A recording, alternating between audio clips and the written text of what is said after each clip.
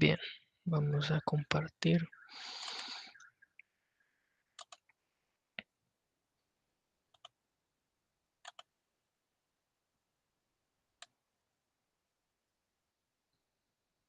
Bien, pueden ver la pantalla, ¿verdad? Ok, comencemos. Vamos a hablar acerca de las enzimas. Como lo saben, está dividido este tema en enzimas 1 y enzimas 2. En esta oportunidad yo les voy a dar la clase de enzimas 1, que trata acerca de las propiedades generales. Para los que van conectando, mi nombre es Dr. Douglas Martínez y vamos a estar trabajando con el departamento y con los estudiantes, ¿verdad? De esta materia tan bonita. Primero, para empezar, sabemos que hay ciertas condiciones fundamentales para que la vida como tal se pueda dar en los organismos. Vea. En primer lugar, la entidad, o sea, nosotros, los organismos como tal, para que podamos vivir necesitamos autorreplicarnos, que es algo que en Bioquímica 2 lo van a ver con mayor detenimiento. Ese es el primer punto. Y el segundo es que necesitamos poseer una característica de catalizar, por así decirlo, ciertas reacciones químicas que son necesarias para nuestra vida y hacerlo de una forma eficiente y selectiva, ¿verdad? Ahora bien, nosotros como tales, como organismos vivos, necesitamos energía y esta energía la adquirimos de nuestro entorno. Entonces, para consumir estas grandes cantidades de energía, como por ejemplo por medio de los alimentos o de lo que consumimos, necesitamos adquirir esa energía de estos nutrientes, ¿verdad? Entonces, para eso, por ejemplo, tenemos el caso de la glucosa o la sacarosa que adquirimos en la dieta. Esta eh, podría reaccionar con el oxígeno para formar energía. Pero, como ustedes lo saben y comúnmente tenemos todos en nuestra casa almacenada azúcar en un botecito, en una bolsa, para que para que este compuesto reaccione con el oxígeno y pueda producir energía, pueden pasar hasta años y no lo va a hacer. Entonces, ¿cuál es la diferencia? Que en nuestro organismo, al consumir esta forma de energía, se produzca grandes cantidades o se libere grandes cantidades de energía directamente en nuestro organismo. Bueno, pues esa diferencia radica en las enzimas. Y cuando hablamos de enzimas, ¿de qué estamos hablando específicamente? Bueno, son compuestos o moléculas de origen, por no decir completamente proteico, porque hay algunas enzimas que no son proteínas, vea, como lo son las RNA ribosomales o las ribosimas, que prácticamente se encargan de realizar una actividad endonucleasa, vea. Eso, como les digo, lo van a ver más adelante, pero podemos generalizar en que la mayoría de enzimas son de origen proteico. Ahora bien, también las enzimas actúan como estos catalizadores. Ustedes saben que hay catalizadores de origen inorgánico y están los catalizadores de origen biológico, en este caso las enzimas. ¿Y qué son por qué catalizadores? Bueno, porque como lo saben, tal como lo dice su nombre, saben que la función de un catalizador es aumentar la velocidad de una reacción química y sin alterar, ¿verdad? La forma permanente o el equilibrio de la reacción como tal. Es decir, no se va a modificar concentración, no se va a modificar función, no se va a modificar, podemos decir, la forma o la estructura de la proteína, ni se va a consumir como tal. Ahora, se dice también que las enzimas son específicas y que poseen un alto grado eh, para la unión, digamos, a sus sustratos, una gran afinidad por su sustrato. ¿Qué quiere decir esto? Que las enzimas catalizan reacciones específicas y actúan de acuerdo a la unión con sus sustratos eh, también específico, ¿verdad? Y esta propiedad podemos decir que las enzimas la adquieren gracias a la presencia de ciertos grupos funcionales en su sitio de unión con el sustrato. ¿Por qué? Porque como lo vamos a ver más adelante, eh, los grupos funcionales que están ordenados de una forma muy sistemática en el sitio activo le confieren esta propiedad de especificidad, ya que por algunas interacciones débiles que hacen estos grupos funcionales del sitio activo de la enzima con eh, sus sustratos, son específicos para unirse con esta enzima con el sustrato como tal, por las mismas características del sitio activo. Más adelante vamos a ver ciertos modelos que describen la unión o la formación del complejo enzima-sustrato. Entonces, por esta razón, las enzimas son específicas, ¿verdad? Porque estos grupos funcionales, residuos de aminoácidos y otros grupos, le confieren esta característica, ¿verdad? Y pues son de utilidad práctica porque sabemos que en algunas patologías, como lo van a ver a lo largo de la carrera, pueden deberse por defectos enzimáticos. ¿Y cómo se dan estos defectos enzimáticos? En algunos casos puede haber disminución de la enzima y por lo tanto de la actividad que ésta realiza. ¿Ve? En otros casos va a haber ausencia total o incluso puede haber un aumento, ¿ve? De una o más enzimas. Y esto va a dar lugar a pues ciertas situaciones o estados patológicos, ¿verdad? Ahora nos vamos con la importancia biomédica de las enzimas. Estas prácticamente, como lo hemos venido mencionando, la mayoría de estas funciones biológicas realizadas por las enzimas, pues son de catalizadores en ciertas reacciones biológicas. ¿Y en qué tipo de reacciones son las que participan estas enzimas? Bueno, en la descomposición de los nutrientes, en el ensamblaje de proteínas, como en el caso de lo que les mencionaba, ¿verdad? Los ribosomas, la utilización de energía para la motilidad celular, todas aquellas enzimas que participan en el metabolismo energético y las que se encargan de adquirir la energía de todo lo que consumimos y producirla endógenamente también, posibilitar la funcionalidad neuronal y la contracción muscular, todas aquellas enzimas que participan en eh, junto con la actina y la miocina en esto de la contracción muscular para que podamos tener motricidad, ¿verdad? Y también funcionan como blancos farmacológicos, porque hay ciertas enzimas en las que en- por medio de laboratorio y de, eh, digamos, material sintético y experimentos han descubierto que son muy útiles para ciertos medicamentos y para reducir funciones, ¿verdad?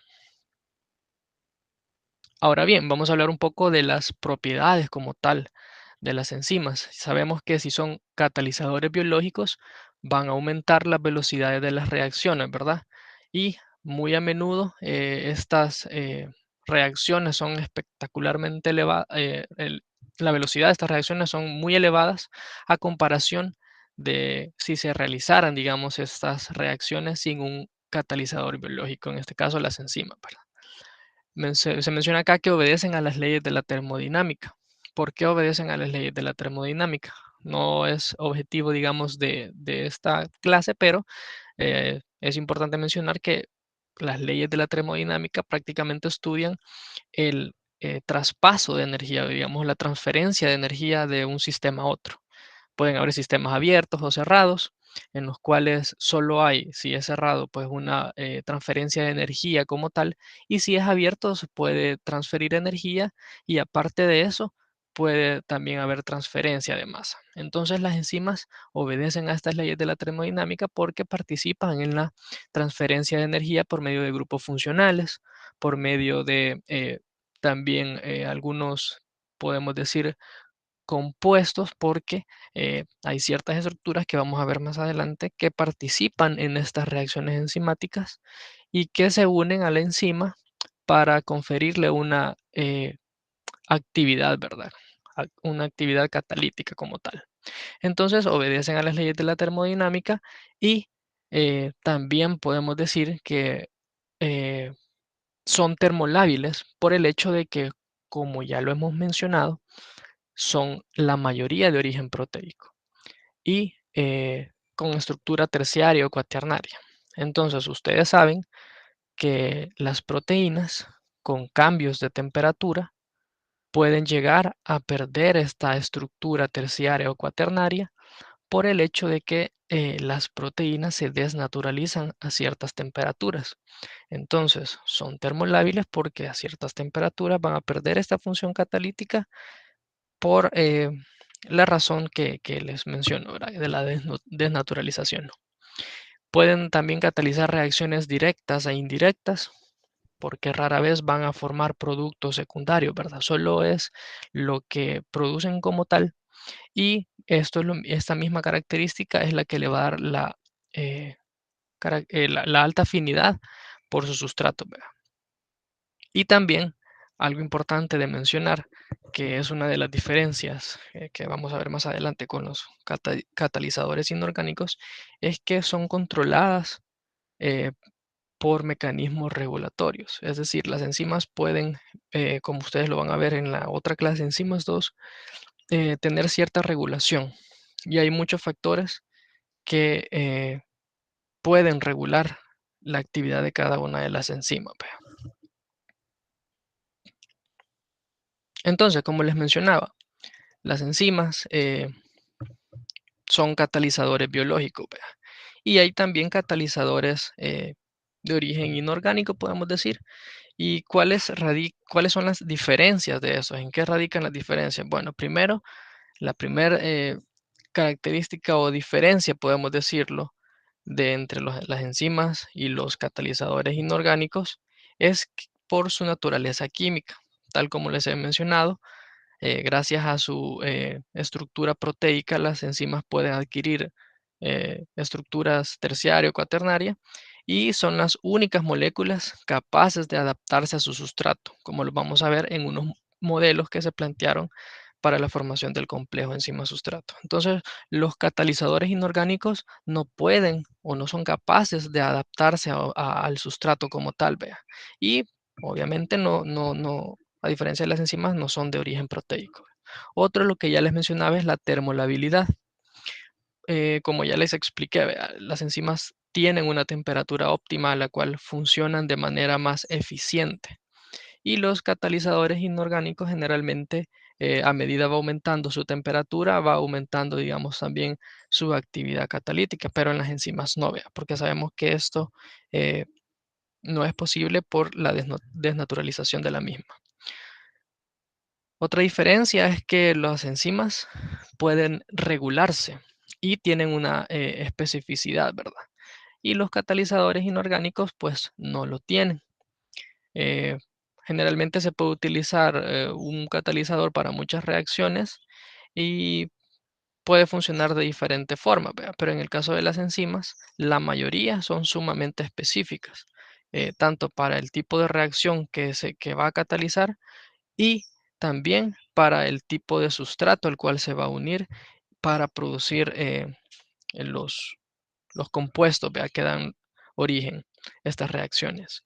Y la eficiencia, ¿vea? ¿Por qué eficiencia? Porque en la mayoría de las reacciones enzimáticas eh, no es necesario grandes cantidades de enzima, sino que podemos decir, con concentraciones bajas se pueden realizar estas reacciones y aparte de eso, las enzimas, por esta misma eficiencia, es debido a que estas no se consumen durante una reacción. ¿Vea? Entonces, si usted agrega cierta concentración específica de enzima a cierta reacción, esa concentración o ese volumen de enzima que usted agregue no se va a eliminar. Vea. Usted lo puede aislar después y va a tener la misma cantidad. Entonces, a diferencia de los catalizadores inorgánicos, las enzimas no son consumidas por estas reacciones.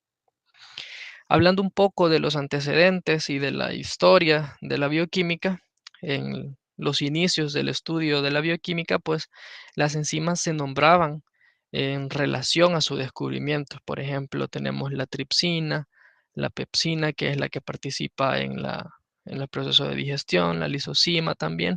Entonces, los primeros que empezaron a descubrir estas enzimas no las descubrieron como tal, sino que, por ejemplo, Louis Pasteur, cuando estaba experimentando lo de el proceso de la fermentación, él observó que con las levaduras, ellos, estos organismos vivos, tenían unos fermentos, le llamaba él, unos fermentos que permitían que pudiera utilizar o pudiera fermentar, digamos, la energía que estaba trabajando junto con estas levaduras y que al separarse estas moléculas o sustancias, podemos decir, de la levadura, seguía realizando la misma actividad.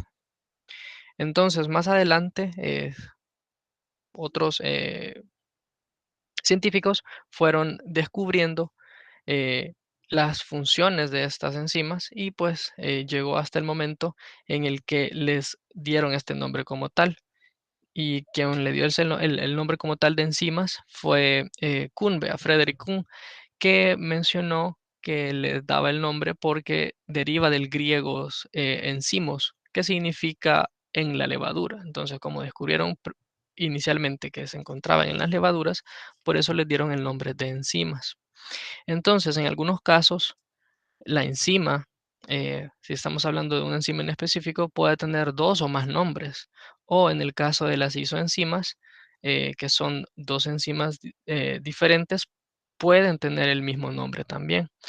O funciones, por la misma estructura, el mismo nombre, pero diferente función. Entonces, debido a todos estos problemas, la Unión Internacional de Bioquímica decidió crear o desarrollar un sistema de nomenclatura en el que cada enzima tuviera un nombre único, ¿vea? Y aparte de eso, un número en código, un código numérico, que identificaba el tipo de reacción que catalizaba, los sustratos que se involucraban también, ¿vea? Entonces, este sistema de nomenclatura prácticamente lo vamos a tomar de modelo a una exocinasa, a la ATP de exosa, saben que el D significa por el dextrogiro, ¿verdad? Que ya lo vieron anteriormente, me imagino, en orgánica, que es nada más, significa pues el lugar donde está ubicado el grupo funcional, que en este caso es a la derecha, a los ojos del observador, ¿verdad? Entonces, la exoquinasa tiene este código 2.7.1.1. ¿Y qué significa cada uno de estos números? Bueno, primero, el número 2, que es el que está al inicio, denota el nombre de la clase, que es una transferasa. Hay 6 grandes clases de las enzimas. Más adelante lo vamos a ver, eh, pero el primer número denota la clase de enzima. El segundo número se refiere a la subclase, que en este caso es una fosfotransferasa, porque tal como lo dice su nombre, transfiere un grupo fosforilo, ¿verdad? El tercer número se refiere a quién es el aceptor de ese grupo fosforilo, que en este caso es un grupo hidroxilo, ¿verdad? Y el cuarto número que se refiere a que esta exosa prácticamente es el aceptor de este grupo fosforilo, ¿verdad? Entonces, tenemos la clasificación de las enzimas de acuerdo a sus 6 grandes clases. Primero están las oxidorreductasas, que son las enzimas que catalizan oxidaciones y reducciones, tal como lo dice su nombre, ¿verdad? Bien obvio. Las transferansas, en segundo lugar, que son aquellas que catalizan la transferencia de restos tales como grupos glucosilo, metilo, fosforilo, transfieren grupos funcionales como tal. En el tercer caso tenemos a las hidrolasas que catalizan la escisión hidrolítica de enlaces carbono-carbono, carbono-oxígeno, carbono-nitrógeno y de otros enlaces fuertes o covalentes, ¿verdad? Las liasas, en el cuarto lugar, catalizan siempre escisión de enlaces carbono-carbono, carbono-oxígeno, carbono-nitrógeno y de otros enlaces covalentes, pero a diferencia de las hidrolasas, lo hacen por eliminación de átomos, por lo que generan dobles enlaces, ¿verdad? Las isomerasas, en quinto lugar, catalizan cambios geométricos o estructurales dentro de una molécula. Por ejemplo, pueden pasar de podemos decir, el grupo funcional eh, de un carbono a otro carbono, ¿vea? Por eso se llama isomerasas, porque puede quedar el mismo compuesto, pero con grupo funcional en diferente posición, ¿vea?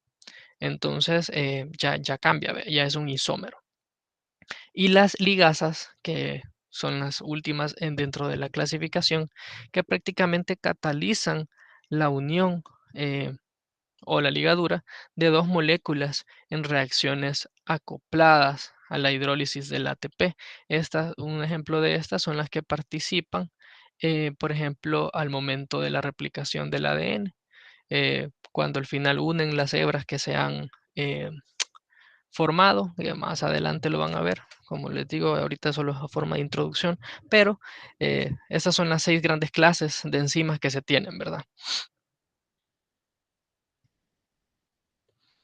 Para ir viendo un poco de estas enzimas, de una por una, vamos a empezar con las oxidorreductasas, ¿verdad? Las oxidorreductasas, pues como ya les había dicho, son las enzimas que catalizan la transferencia de electrones, ya sea iones hidruro o átomos de hidrógeno, ¿vea? Un ejemplo de esta es la lactato deshidrogenasa, que pues, es una deshidrogenasa, y podemos ver aquí cómo utiliza eh, ciertos eh, aceptores de electrones para transferir estos electrones, ¿vea? De un compuesto a otro en las reacciones enzimáticas, ¿vea? Tenemos las transferasas también que catalizan eh, la transferencia de un grupo de átomos ya de un sustrato a otro. Por ejemplo, tenemos las aminotransferasas o transaminasas que, tal como lo dice su nombre, transfieren un grupo amino, ¿vea?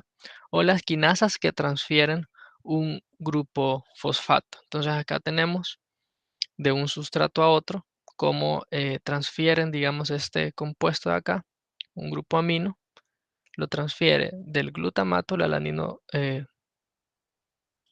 a la alanina, ¿vea? Por eso se llama alanina transferasa, o tienen las transaminasas, ¿vea? Entonces, del piruvato eh, puede ser un sustrato, pero no lo utilizan como tal, ¿vea? Sino que el grupo amino lo obtienen del glutamato y lo pasan a la alanina, ¿vea? Lo van a ver más adelante con mayor detenimiento ya en los ciclos, digamos, ciclo de Krebs, en la glucólisis, cómo van transfiriendo estos grupos de compuesto en compuesto gracias a estas enzimas, ¿vea? En este caso, la alanina aminotransferasa. Las hidrolasas, pues, catalizan la ruptura de un enlace químico mediante la adición de una molécula de agua. En otras palabras, pues, es una transferencia de grupos funcionales al agua, ¿vea? Los ejemplos de estas, la quimiotripsina es una, la lipasa puede ser otra, las proteasas y muchos otros ejemplos de enzimas clasificadas dentro de las hidrolasas.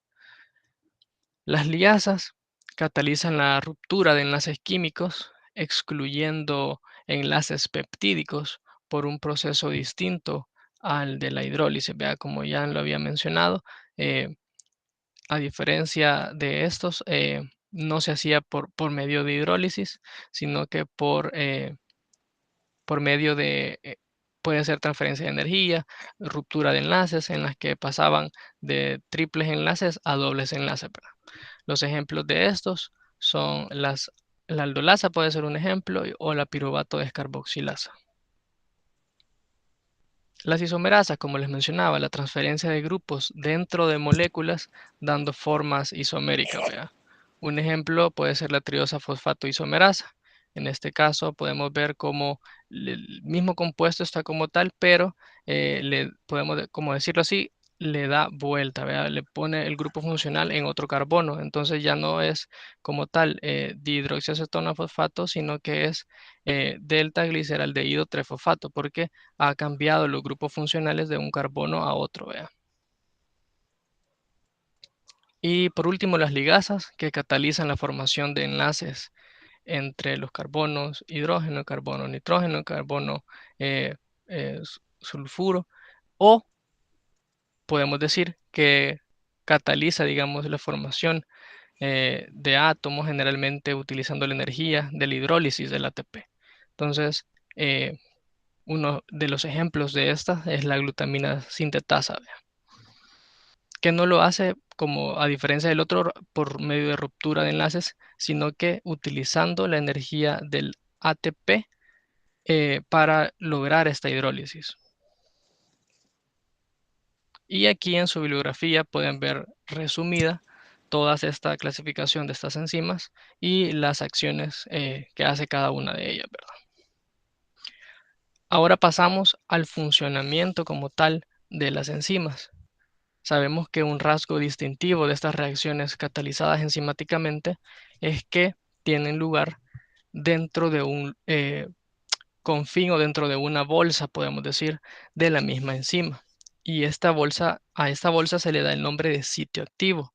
Si se recuerdan, al inicio de la clase les mencionaba que los grupos funcionales o los residuos de aminoácidos que estaban ordenados en el sitio activo le daban esta característica de especificidad a la enzima, porque estos residuos interactuaban única y exclusivamente con su sustrato por medio de interacciones débiles, ¿verdad? Entonces le daban estabilidad a la molécula y le dan la característica de especificidad con su sustrato. Entonces, podemos decir que estas reacciones necesarias para digerir alimentos, para enviar señales nerviosas, para contraer el músculo, eh, si no fuera por estas enzimas, no se daría a una velocidad que fuera realmente útil para nosotros, ¿vea? Como organismos vivos. Entonces, el sitio activo podemos decir que es un lugar en la enzima, a donde se va a unir el sustrato. ¿Y qué es el sustrato? Pues es la molécula fijada en el sitio activo sobre la que actúa, digamos, la enzima en la formación del complejo enzima-sustrato. A menudo el sitio activo de la enzima recubre el sustrato y lo secuestra completamente de la disolución. Muchas veces lo hace para conservar la naturaleza del sustrato, para protegerlo de condiciones como temperatura, cambios de pH, cambios en la osmolaridad, cambios en la concentración. Entonces, por eso es que se dice que muchas veces el sitio activo o la enzima como tal recubre el sustrato cuando se unen. Ahora tenemos ciertos componentes, como les mencionaba en unas diapositivas anteriores, que participan en esta reacción enzimática. Algunas moléculas que se iban a unir. Muchas enzimas contienen moléculas pequeñas o iones metálicos que participan directamente en la unión del sustrato o en la catálisis. ¿Cuáles son estos componentes? Tenemos a los cofactores, los grupos prostéticos y las coenzimas. ¿Qué es un cofactor?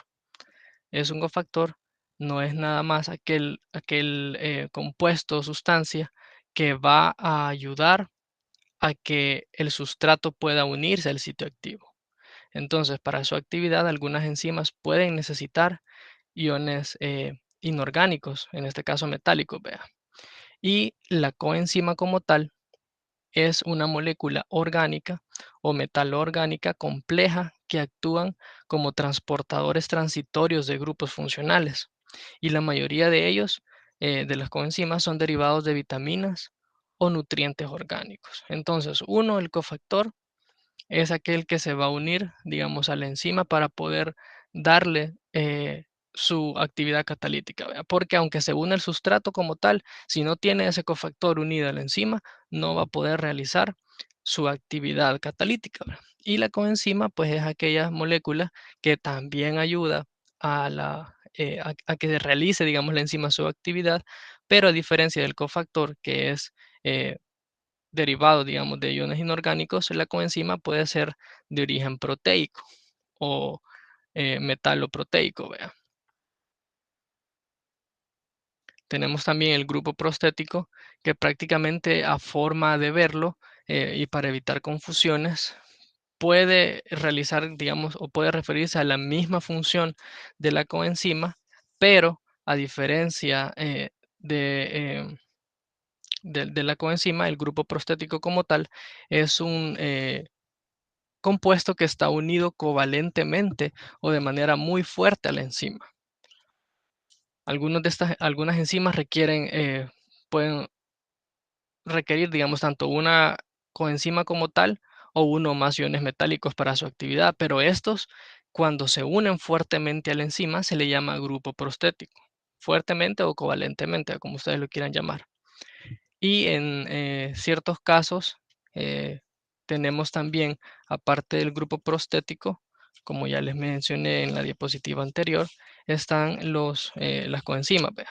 Entonces, los cofactores, por otro lado, como lo podemos ver acá, generalmente se unen de una forma débil, podemos decir, y esa es en donde radica un poco la diferencia, ¿verdad? Que el grupo prostético es aquel que se une de manera fuerte a la enzima por medio de un enlace covalente, ¿verdad? Tenemos también la estructura de la holoenzima, que es, por así decirlo, la enzima cuando ya está completa con todos sus componentes y ya puede realizar actividad catalítica porque ya no necesita más grupos funcionales, no necesita más compuestos proteicos que se unan para que le brinden esta capacidad de realizar su actividad, sino que ya está completa, vea, con su coenzima, iones metálicos y todos. Entonces, al complejo enzimático como tal, con todos sus componentes, se le llama holoenzima. Y también tenemos a la apoenzima, que es únicamente a la parte proteica de la enzima, como les mencionaba.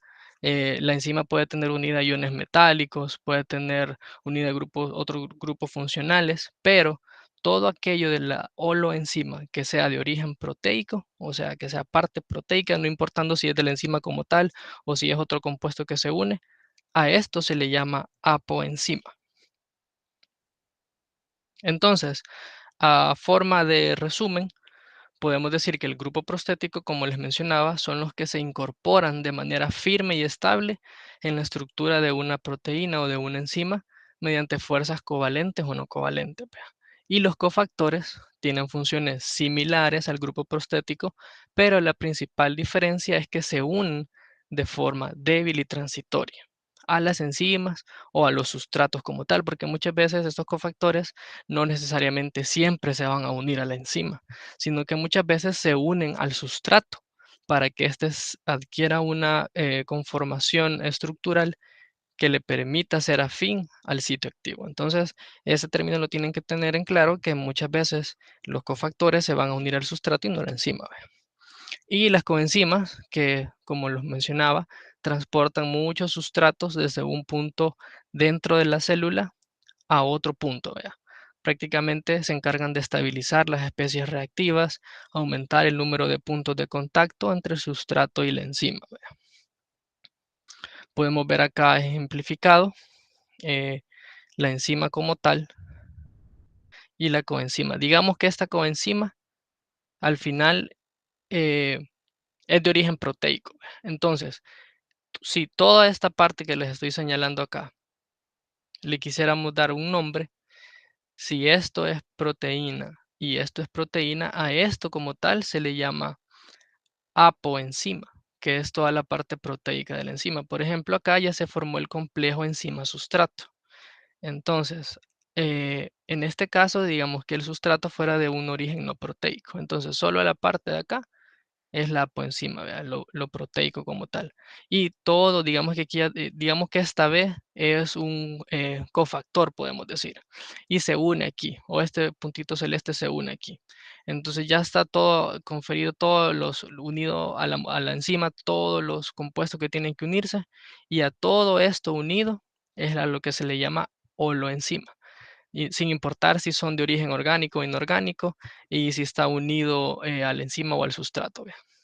Para que les quede un poco más claro. Y aquí solo se ejemplifica lo que hace una enzima. ¿Vea? Por ejemplo, aquí está el sustrato, se une al sitio activo, el sitio activo envuelve, podemos decir, al sustrato, realiza su reacción o su catálisis y se evidencia la formación de los productos de una reacción. ¿Vea? Aquí podemos ver algún resumen de ejemplos de coenzimas, que son las que les mencionaba que prácticamente derivaban de nutrientes, por ejemplo, de las vitaminas o de compuestos orgánicos, y su función, vea, de dónde se obtiene. Por ejemplo, ven acá, de vitamina B12, de biotina, de ácido pantoténico, riboflavina, que es la vitamina B2, y muchos otros compuestos que funcionan también, o nutrientes, mejor dicho, que funcionan como coenzimas. Y algunos compuestos inorgánicos que ya se los había mencionado anteriormente, que actúan como cofactores para enzimas, ¿vea? Y en dónde actúan prácticamente, eso lo encuentran en su bibliografía. Entonces podemos resumir que las enzimas actúan como un catalizador. ¿Por qué? Porque disminuyen la energía de activación. Si ustedes revisan en su bibliografía van a encontrar ciertas gráficas, una de las cuales se las traigo más adelante, que para que se pueda lograr ese estado de transición de un sustrato para la formación, digamos, de un producto, hay que superar una barrera de energía. Entonces, muchas veces, eh, quiero ver, aquí está, este esquema. Muchas veces las enzimas lo que hacen es disminuir, por ejemplo, esta parte de acá está pendiente, todo esto, desde el estado basal, que es este, al estado de formación de productos, todo esto es la energía que se requiere para que se dé ese cambio. Entonces, ¿qué es llamada la energía de activación? En este caso, toda esta energía se requiere si no se tuviera una enzima. Pero ¿qué pasa cuando tenemos una enzima? La energía de activación, si ustedes pueden ver esta curva, es menor a la que a la que no tiene enzima. Y se forma en la igual cantidad de productos. Entonces, la energía de activación cuando se tiene una enzima es menor. Por eso se dice que disminuyen la energía de activación las enzimas. ¿Y por qué? Por medio de que lo hacen. Generalmente, lo que les mencionaba, que en los sitios activos de la enzima existían grupos funcionales, residuos de aminoácidos, los cuales al unirse con su sustrato daban paso a pequeñas reacciones, podemos decir, o a pequeñas interacciones o interacciones débiles, les menciona en la literatura, que estas interacciones, así como las otras reacciones que se dan, también producen energía. Entonces, al acúmulo de todas estas interacciones débiles que hay entre la enzima y el sustrato en el sitio activo, eso es lo que libera energía y ayuda a que, por así decirlo, toda esa pequeña energía, digamos que esta parte de acá, esas interacciones débiles proporcionan la energía necesaria para que se reduzca a la mitad la energía requerida. Es, por ejemplo, por decirlo así, cuando usted está empujando, digamos, una mesa o lo que quiera. Usted a veces, si usted lo hace solo, eh, se tarda más, ¿vea? Porque pesa y todo. Pero ¿qué pasa si alguien más viene a ayudarle? Si alguien más viene a ayudarle, usted lo empuja más rápido y requiere menos energía porque tiene ayuda. Entonces, prácticamente las interacciones débiles son como ayuda traducido a energía para que esta reacción se dé de una forma más rápida y requiera menos cantidad de energía. ¿Vea? Como les había mencionado anteriormente, no modifican el equilibrio de la reacción, es decir, no hay variación en las concentraciones, no hay variación en el, digamos, en el volumen, sino que se mantiene lo mismo, ¿verdad? De la enzima y de los reactivos como tal también, ¿verdad? De las sustancias que participan. Aceleran la llegada del equilibrio, es decir, aceleran el proceso de pasar de un estado de sustrato a producto. ¿Verdad? No se alteran durante la reacción, lo mismo que les había mencionado. Son reutilizables ya que no se consumen, muestran especificidad de sustrato y de reacción y son eficaces a bajas concentraciones. Vea. Podemos ver acá, solo aumentan la velocidad. Vea.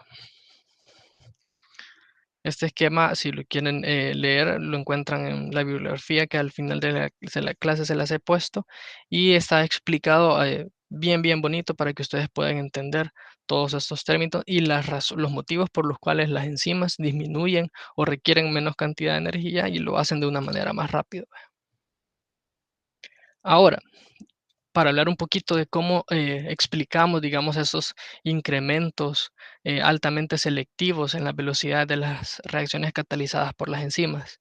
Primero es la reordenación de los enlaces covalentes durante la reacción, es lo que les mencionaba de los residuos o los grupos funcionales en un sitio activo. ¿Vea? Estas reacciones químicas de muchos tipos entre sustratos y grupos funcionales son los que proveen esta energía, estas interacciones débiles.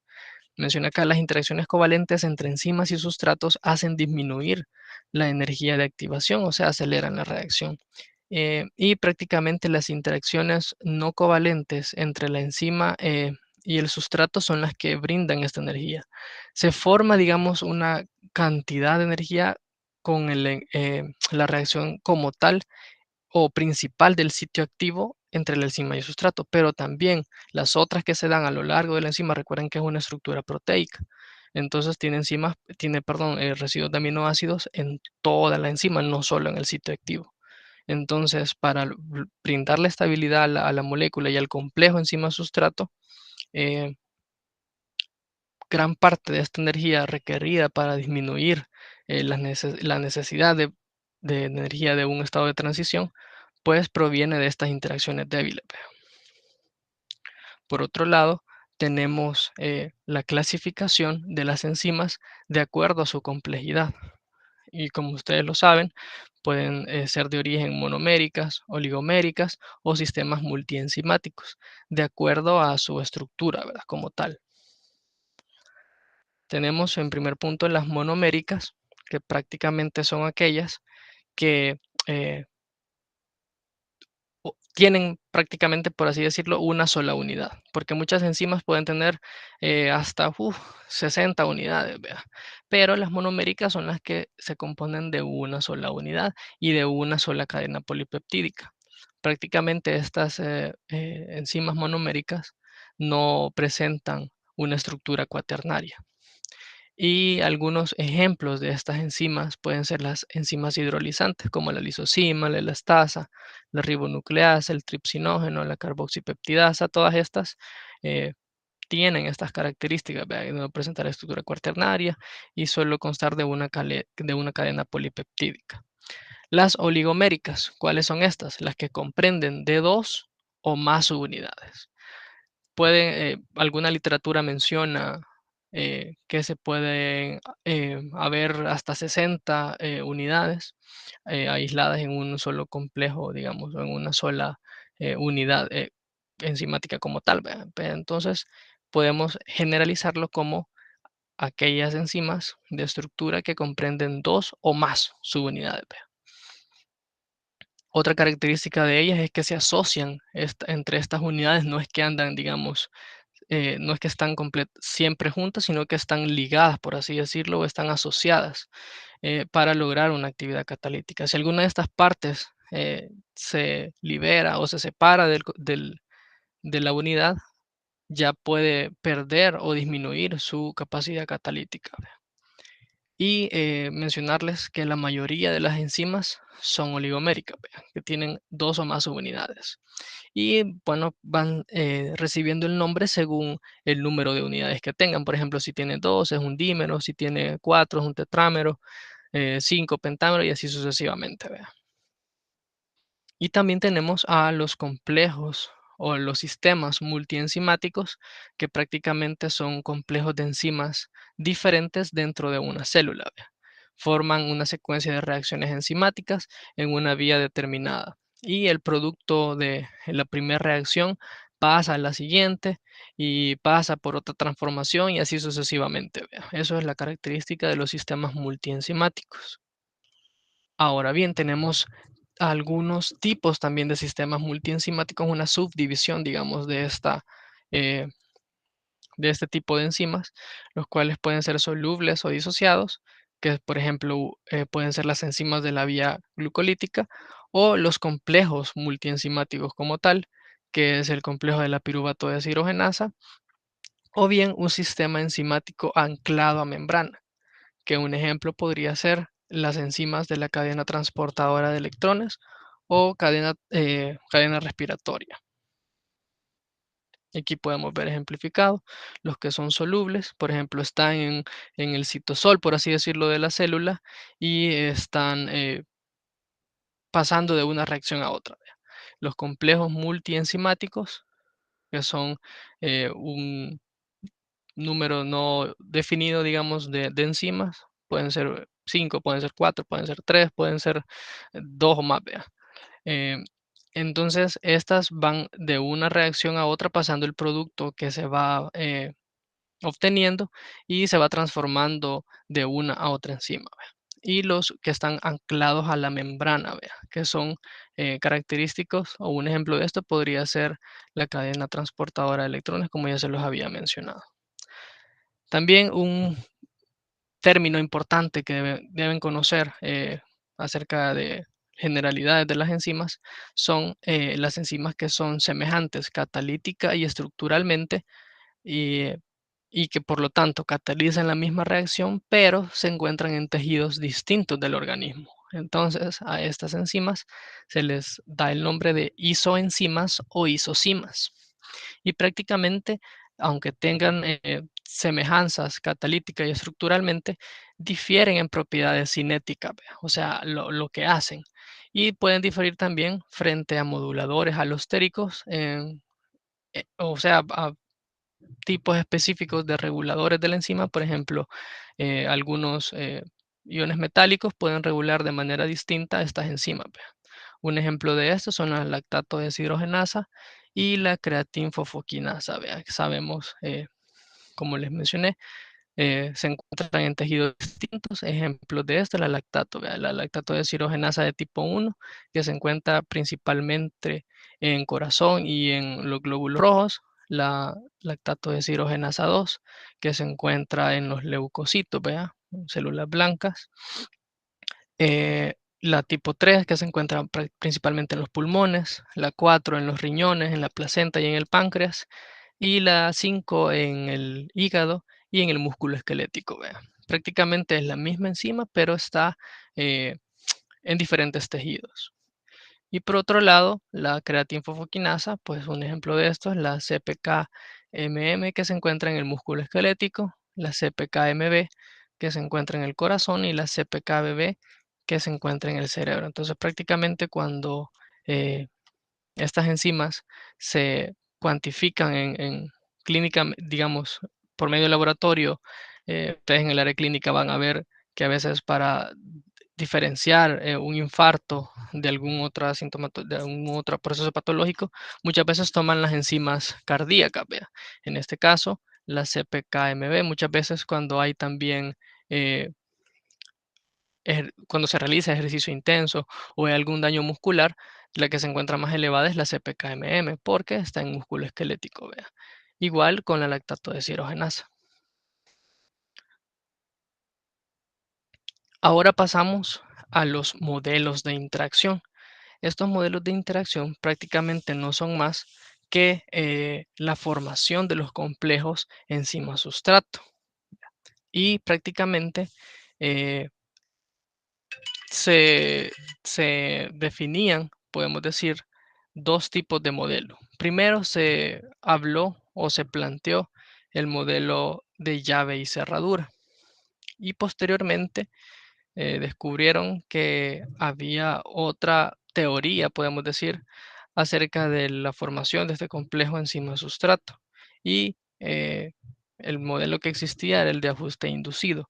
Entonces, ¿qué nos dice el modelo de llave y cerradura? Prácticamente Emil Fischer fue quien propuso este modelo allá por los años 80, en el que las enzimas eran estructuralmente complementarias a sus sustratos, de modo que éstas se acoplaban de igual manera que una llave a una cerradura. Por eso es que se llama llave y cerradura. Pero eh, lo característico de este modelo o esta teoría o esta hipótesis es que planteaba que la presencia de sustratos hacía que las enzimas fueran más resistentes a los efectos desnaturalizantes de una temperatura elevada. Es decir, que el sustrato le adquiría ciertas características a la enzima para que ésta resistiera ciertos cambios de pH, temperatura como tal, vea, y le brindaba estabilidad al complejo, vea. Y el modelo de ajuste inducido vino poco tiempo después, en lo cual planteaba principalmente que el sustrato como tal inducía un cambio conformacional en las enzimas. Entonces, el modelo de Fisher explicaba que el sustrato ya venía con una forma y la enzima ya tenía la otra forma y se complementaban entre ellas, pero este modelo no podía explicar los cambios dinámicos que se acompañaban a las transformaciones catalíticas, porque muchas veces como podemos evidenciar ahora, las enzimas cambiaban su conformación cuando se unían con el sustrato. Entonces, el modelo de Fisher, que planteaba que ya venía como unos legos, ustedes imagínense unos legos, que ya tenían su estructura ya definida, pues no podía explicar esto que pasaba con los cambios conformacionales en la enzima.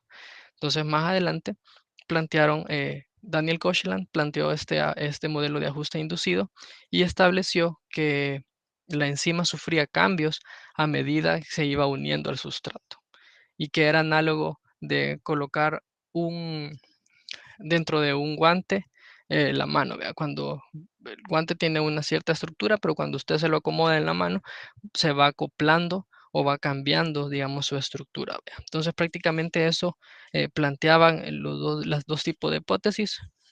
Prácticamente el modelo de ajuste inducido y el modelo de llave y cerradura eran como las dos hipótesis que se tenían acerca de la unión o la formación del complejo enzima-sustrato. Ahora, para definir actividad enzimática es necesario que ciertas condiciones se definan antes. Vea. Por ejemplo, la actividad de una enzima puede medirse bajo condiciones estándar, por ejemplo, a una temperatura dada, a un pH específico, a una concentración de tapón, a un sustrato, a una concentración de sustrato o una concentración de coenzima.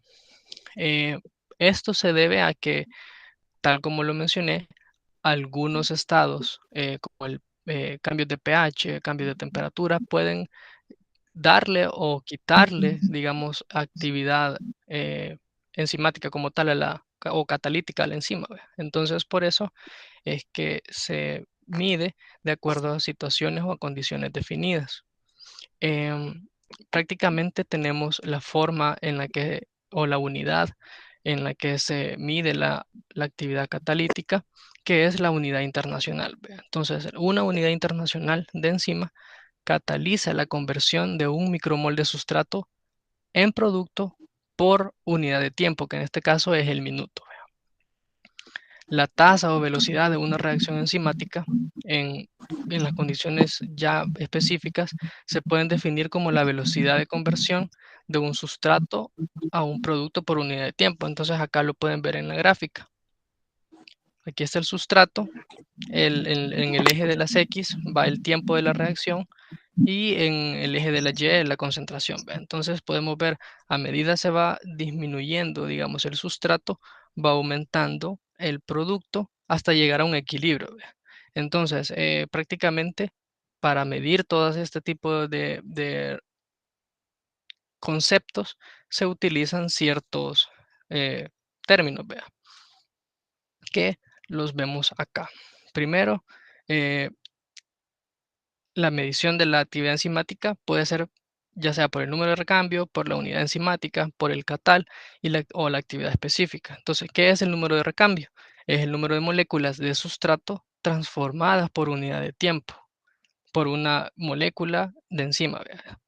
La unidad enzimática, como ya les dije anteriormente, es la cantidad de enzima que es capaz de catalizar la transformación de un micromol de sustrato por minuto por litro de suero en condiciones estándar.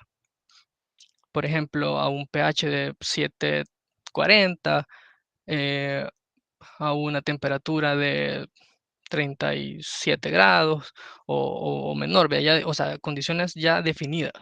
El catal es la cantidad de enzima que es capaz de transformar un mol de sustrato por segundo. Y la actividad específica, pues, es el número de unidades de enzima por miligramo de proteína o por mililitro de disolución. ¿Vea? Ahora tenemos los mecanismos de acción enzimática. Prácticamente tiene que ver con la formación del complejo enzima-sustrato. Una vez unido el sustrato a la enzima, pues los grupos funcionales catalíticos que se sitúan en el sitio activo, pues colaboran adecuadamente en la ruptura, ¿verdad? O formación de enlaces mediante diversos mecanismos. ¿Cuáles son estos mecanismos?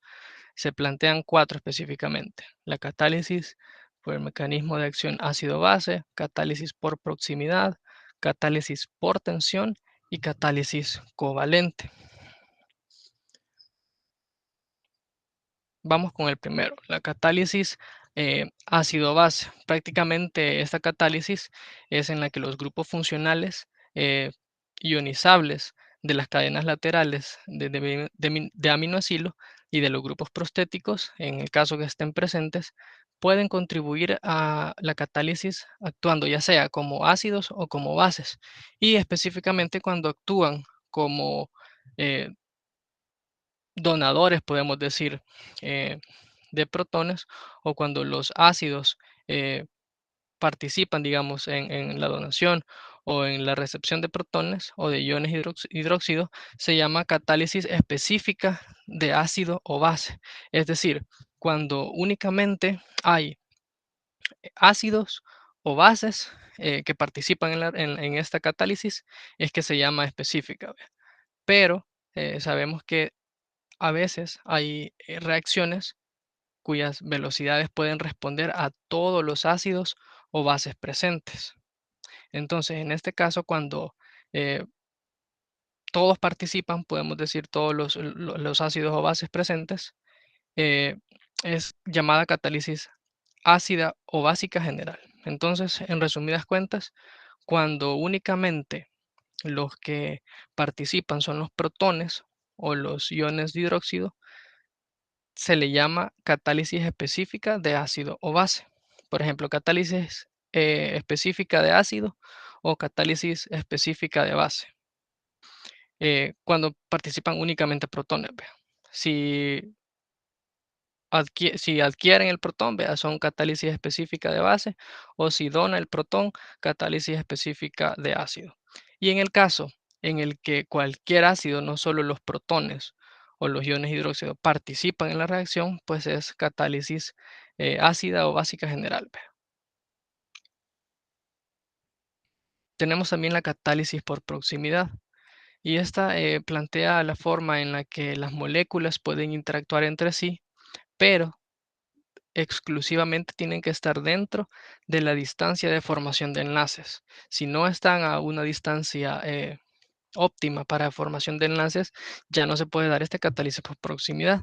Entonces, este tipo o mecanismo de actividad enzimática plantea que a mayor concentración de sustrato, por así decirlo, más probabilidad de encontrarse entre sí y más va a ser la velocidad a la que van a reaccionar. Entonces, prácticamente esta va regida por eh, las concentraciones, vea. A mayor concentración, mayor velocidad y mayor probabilidad de interactuar entre sí.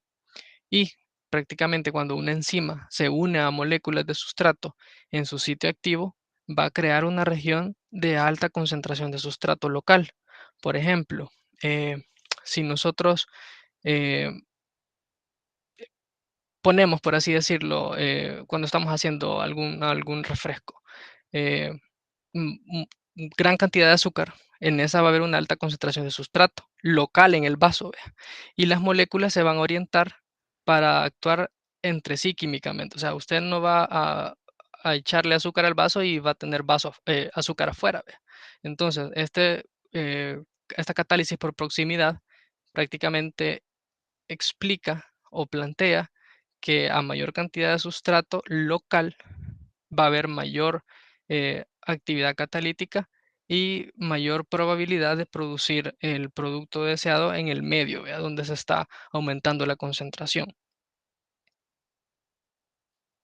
La catálisis por tensión prácticamente es aquella en la que se va a requerir un cambio en la estructura, por así decirlo, de la enzima para poder adecuarse al sustrato y ubicarse específicamente en un lugar donde se quiere, digamos, producir esta tensión para crear un producto.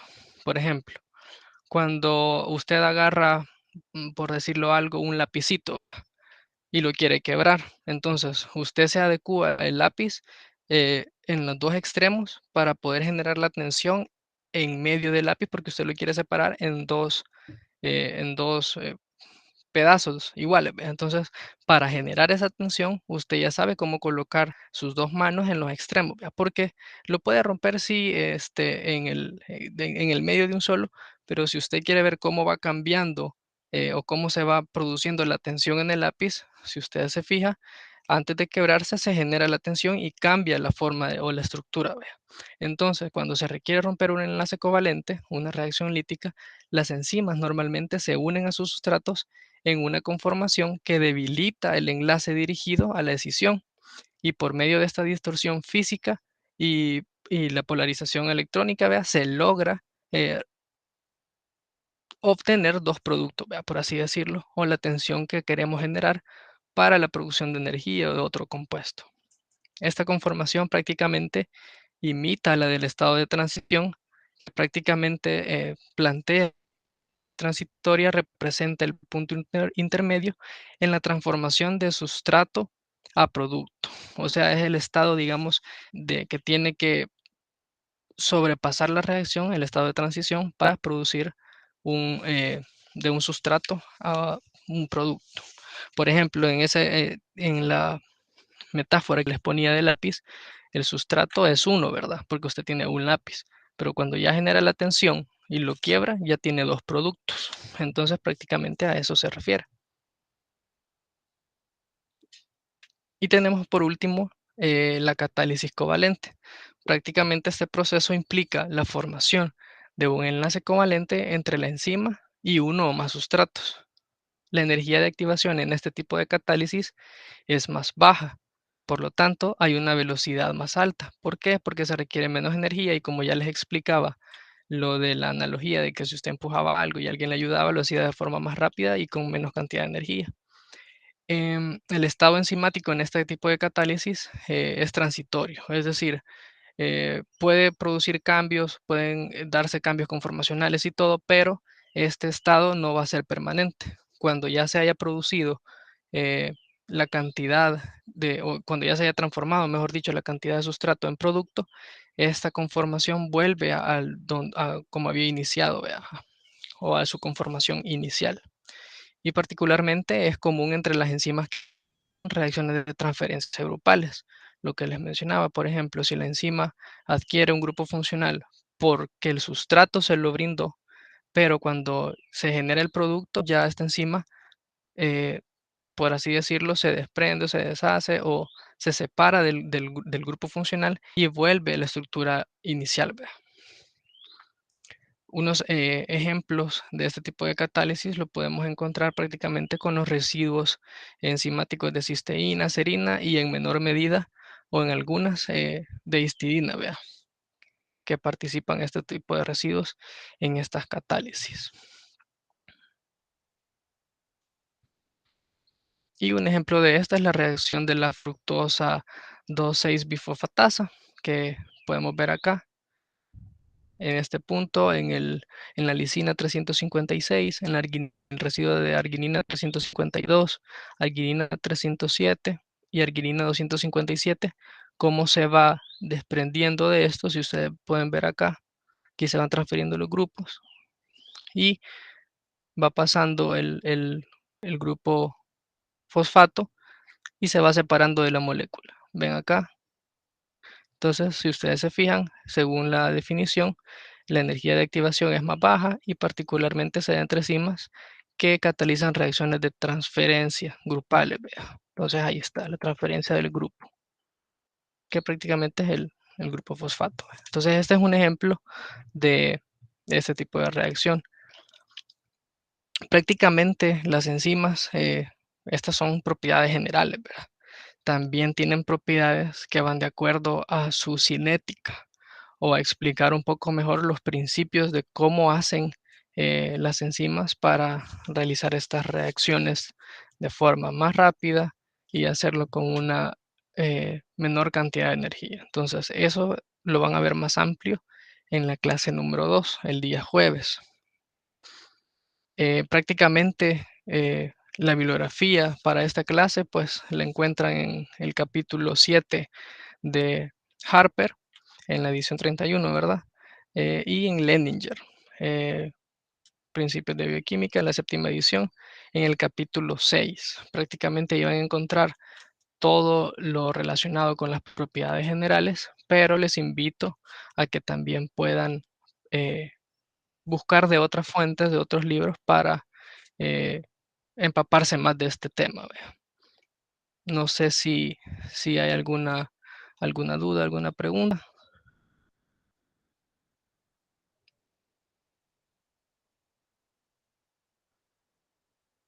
¿Hay alguna pregunta? ¿No? Si no, nos vamos a quedar hasta acá. Muchas gracias. Que tengan un feliz día. Gracias, buen día.